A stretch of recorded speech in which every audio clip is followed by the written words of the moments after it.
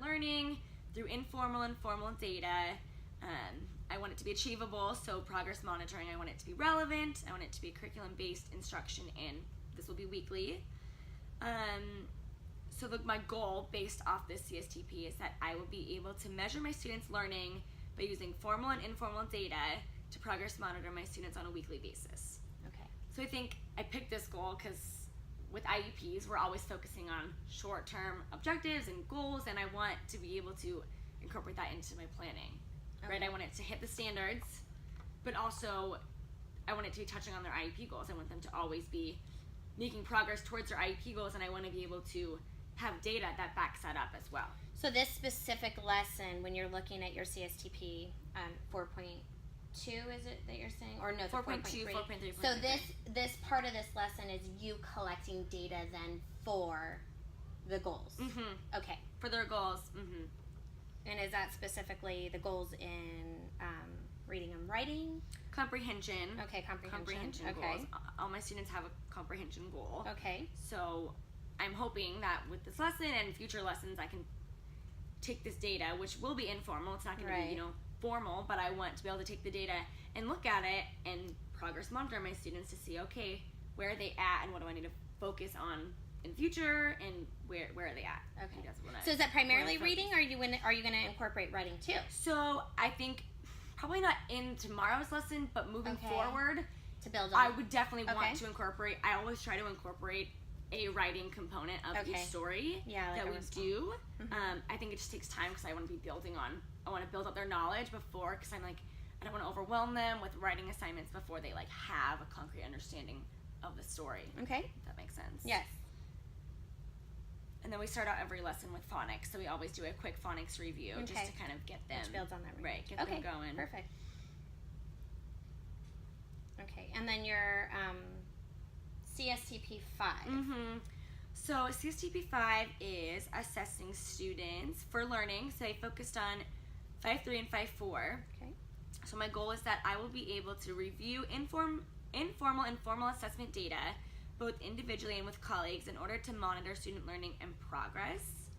So I want to look at assessment data to write learning goals that are appropriate and then plan, differentiate, and accommodate as needed. Mm-hmm. And I think that goes in turn with working with the gen ed teacher and seeing just the data that I'm getting, back up the data that they're getting while they're in class, and kind of work together to make sure that these goals are appropriate for them. Because if I ever see a goal that I'm like, this isn't where they're at, or this is too hard, or this is too easy, I want to be able to have data to back it up and then change it as according. And align it to where they should be, bridging gaps. So I'm always challenging them, but I'm not. He flew slowly, and then he flew. What's that last word?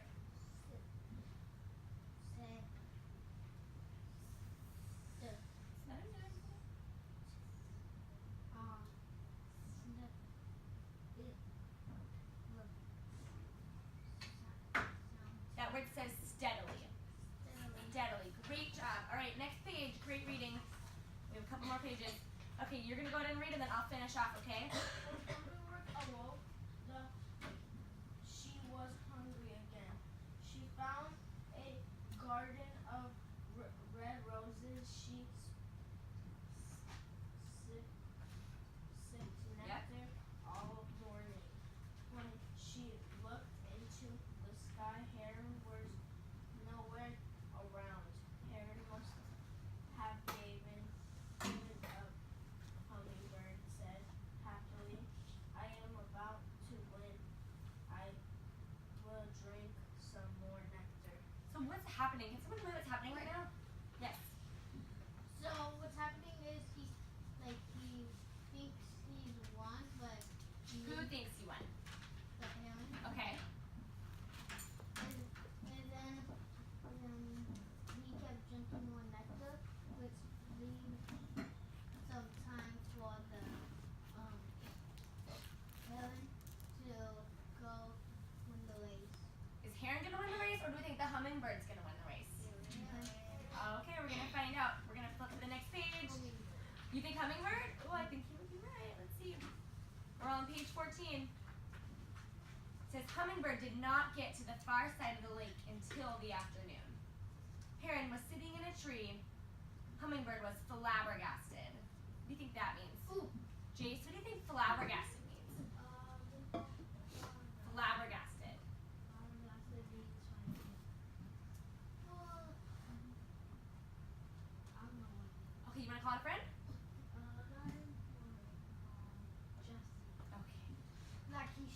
He's shocked. I love that. What do you think? What do you think? I was gonna say surprise. Surprised. Those are both really good words. He was flabbergasted. Why did he feel like that? Ooh. Because he didn't win the race. Right, because he saw the heron there and he's like, what? I'm so confused. How did you beat me, right? Let's see what happens. It says, how did you beat me? I'm faster than you. I'm smarter than you. Hummingbird exclaimed. Heron was not surprised. Excuse me? You are? Really? Then why did you rest so much? I flew all day. I flew all night. You wasted your time sipping nectar. Hummingbird did not know what to say except, I guess you win. On the last page it says, from that day on, herons have owned all the rivers and lakes, eating all of the fish. And hummingbirds have only fed on what? Ooh. Nectar. So who won the race? Ooh. Who won? The heron. And what did he get because he won? The lake. The lakes and the rivers, and what does he get to eat? Ooh. Fish. What does he get to eat? Nectar? The heron? No. The fish, and the hummingbird only gets to eat what? Fish. Are you sure? Nectar. Yeah. Nectar, right? That's why hummingbirds drink nectar. Do you have a question? What's your question? He should have probably still. He probably shouldn't have had a race. He could have still gotten fish. So what do you think?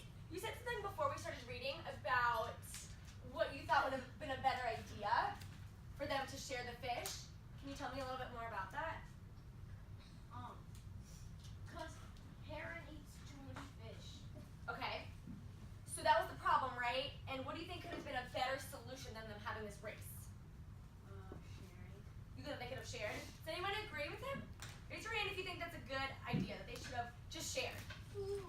And also I have a question. You think so? What's your question? My question is that why can't they just like save some? Like why can't one person have the lake for each day like that? It's a very interesting point, right? You thought they could have switched off maybe? Yeah. Like one day you get all the fish, they would have had to figure out what else to eat though, right? But those are really good ideas, I like those. Okay, so do we remember compare and contrast? Raise your hand if you remember what that means. We should all be raising our hand because we just talked about it. Yes, what does compare and contrast mean? Or what does compare mean? The same. Compare means what? Things are about something. Okay. Yes, I like where you're going with that. Can you add to what he said? So compared is like something that we have in common. Oh, I love that you use the word common. Another word for common is Similar. similar, right? We're looking for things that are similar, so we always say, okay, let's compare our outfits, right? We're both wearing what color?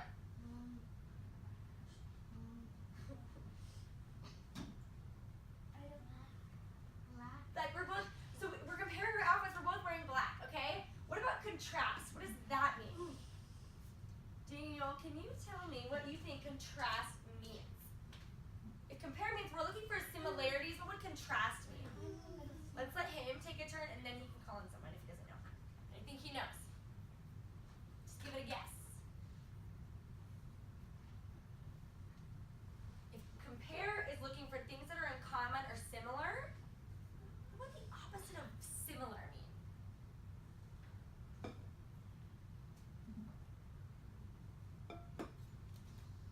Give it your best guess. Would you like to call in somebody else? Okay. Who are you gonna call in?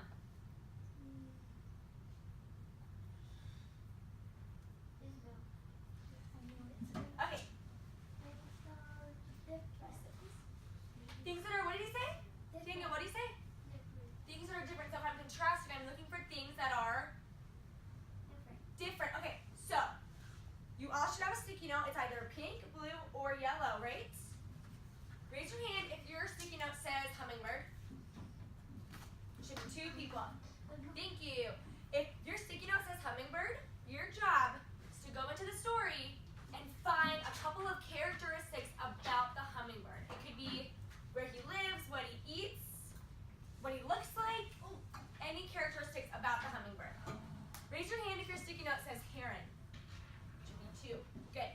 what do you think your job is if your sticky note says heron?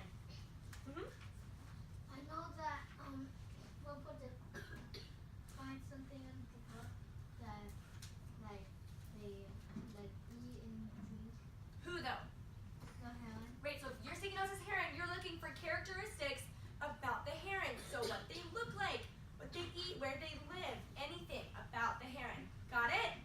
Yeah. Okay, what if your sticky note says both? It should be 3 of you. Thank you. Yes, what do you do if your sticky note says both? What stuff are the same about them? That they have in what? In common, right? So what do the heron and the hummingbird have, in common? Do we remember this? What is this called? When you have 2 circles like this. I'll give someone a sticker if they can tell me what this is called. It starts with a V. Can you put your foot down before I call you? Yes. What? Rotation? Not quite. Anyone else? Yeah. Vocab? Not quite. What does it start with? A V. A V? What starts at the end? I'm going to tell you. It's a Venn diagram. Do you guys remember? That's You a don't long remember? word. Can you say it? Venn diagram. The guy. Ooh, let's try that again. Okay. Friend, or you're cleaning up, or something. You're being responsible. You're Right, looking after your right. materials. Oh, here's a pot. Well, and I right. think every teacher needs a classroom incentive, Mhm. like of some sort. Like you Right. need something for your buy-in in Right. your day-to-day, and especially when you have students who have more behavioral needs, Mhm. which I know you do in that class. But I do think that like you should utilize your PBIS and you Yeah. should utilize those pause Right. because, especially at their age, they're willing to buy into that, and Right. those are really valuable Right. to them. And so, and it just kind of takes a little bit of pressure off of you. Yeah. It's And like, having oh, to one do less thing. one less thing you Yeah, have to yeah, do. yeah. Like it's already kind of Yeah. been done for you. Yeah. So, I'll keep it in mind. I'll keep them next to my projector so I can okay. remind And myself. honestly, like I carry a pack around with Yeah. me just to make sure that I'm utilizing them. It's smart. So yeah, for your CSTP, you had 4.2, 4.4, establishing and articulating goals for student learning, planning instruction that incorporates appropriate strategies to meet the needs of all students. And I saw that in there. From you had the post-it notes where they could write up. You had them going up on the Venn diagram. You were also helping them with different pages of like kind of scaffolding that and helping them find it, looking at the page, right. not telling where the answer was, but what to go to kind of guide them and Right. to make them, successful, which is our goal, The balance, right? right? It's hard, but it is a balance. It's a really really hard balance to do with special education students to Mhm. find that balance of, the I we do, do, yeah, yes. yes. the And model. so when it's you do, it's a really hard balance to say it's no longer we do, it's you You do. by yourself, But I right, think, right. and as the year progresses, we give that a little bit more, which is natural, Right. and that happens in a gen ed classroom as well. And so I think that you did a fantastic job of being able to do that, and even within the lesson where you were challenging some of your lower students to do both characters, and I thought that was a great transition for them. And it was definitely less of a we do and more of a you do. Right, So I want them to be independent, but it's also like I know I need to be providing the right amount of scaffolding so that they can be independent. And that's always I think that's always something I reflect on when I'm teaching. I'm like, okay, who needs this and who needs that and who can go do this really without as much support, right? Because I feel like that's my goal for them is that I want them to be successful without me, walking them through it as much. And I think I'm Right. seeing a lot of them go on that path, which is really great. Okay.